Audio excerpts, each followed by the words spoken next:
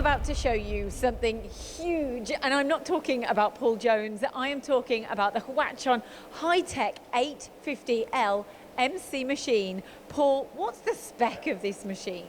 I mean, where do you start? Obviously, as you correctly identified, it's huge. I think I'd probably start at the turret here on this machine, because there are certain things about large machines that you need to try and have when you purchase one. And the main thing is obviously the stability to be able to machine longer parts, larger diameters, harder materials. And with this turret here, you'll almost see that you've got almost like two turrets side by side, but together.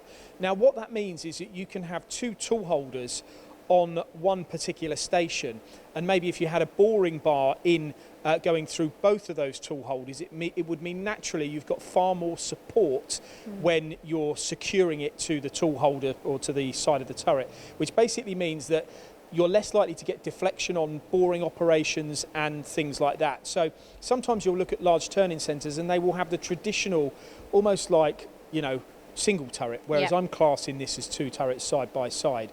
12 stations, you know, I think this is about a 5 metre in turning length. Also impressive here on this machine is you can get up to 370mm bore capacity as an option. Now again, what that means is when you're feeding very large diameters, you can feed them right down the spindle nose, which means that you're essentially burying the component into the spindle nose, so you've got further support to be able to machine those longer parts.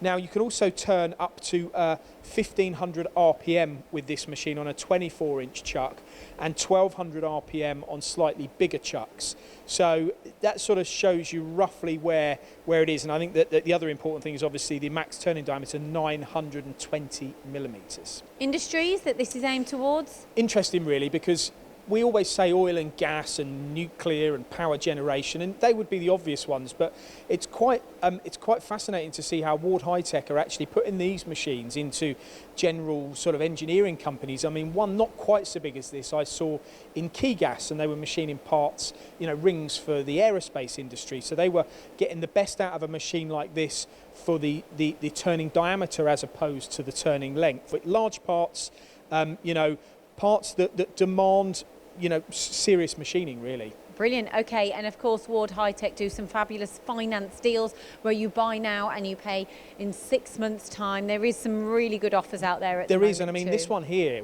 that's the fascinating thing about coming here. You see machines like this and they're available ready to go. There was a story, a case in point of a company that ordered one of these and had it delivered within a week.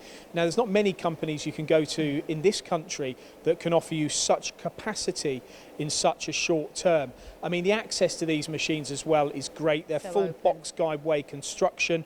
Yeah, 370mm maximum up the board as an option, which is pretty incredible. And there's the option of the Y-axis on these machines as well, which this doesn't have at the moment, all driven by the FANUC control.